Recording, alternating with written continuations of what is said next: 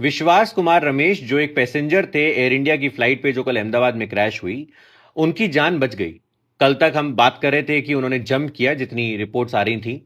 आज उनका इंटरव्यू किया गया और उन्होंने 3 पार्ट्स में सारी बातें बताई कि जब प्लेन हवा में गया तब क्या हुआ, जब क्रैश हुआ तब क्या हुआ, वो एस्केप कैसे हुए और हॉस्पिटल ले जाके क्या हुआ। इस सारी बातों में उन्होंने बताया।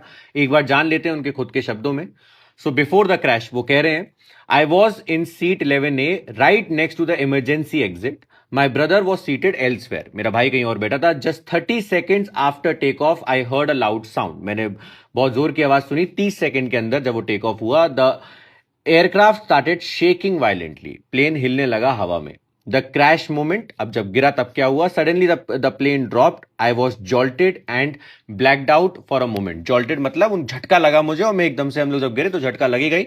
और इसके बाद जो कह रहे हो बहुत इंपॉर्टेंट है, when my eyes open everything was destroyed, there were bodies around me, it was horrifying. My seat had broken off the plane and I was still strapped in to it. मतलब उनकी seat अलग हो गई और belt बंधी हुई थी। Belt obviously बंधी होगी क्योंकि इतना टाइम मिला ही नहीं किसी को जब अनाउंसमेंट हो कि बेल्ट खोल लीजिए, वो सब हुआ ही नहीं।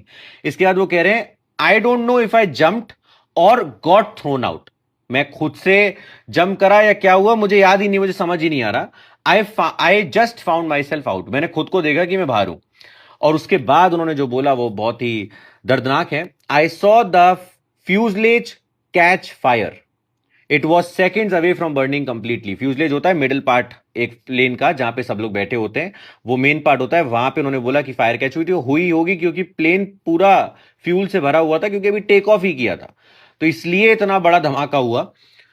और उसके बाद उन्होंने बोला कि आई अनबकल्ड माई सीट। जैसे उन्होंने देखा कि फायर पूरे फैलने वाली है, अपनी सीट, और मैं भागा वहां से। अपने पैरों को फील नहीं कर पा रहा था, बट जब लोगों ने मुझे देखा तो हॉस्पिटल ले जाया गया मुझे, अहमदाबाद सिविल हॉस्पिटल। और मैंने अपनी फैमिली को कॉल किया कि मैं जिंदा हूं।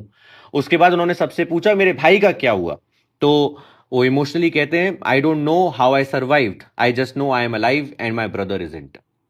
मैं कैसे बचा मुझे नहीं पता, बट मैं जिंदा हूं ये पता है, बट मेरा भाई नहीं है ये भी पता है मुझे।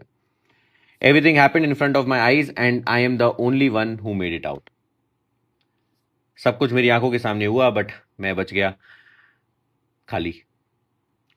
ये पूरी सिचुएशन थी, ये पूरा रमेश जी का इंटरव्यू किया गया और उन्होंने ये सारी बातें बोली। डेस्टिनी में जो लिखा होता है वही होता है। वो कॉशियस थे, उन्होंने एक्ट किया, बिल्कुल वो थे, बट उनकी सीट अलग हो गई, वो भी एक पार्ट है, क्योंकि इमरजेंसी एग्जिट तो दूसरी साइड भी होगी। ये थी पूरी कहानी।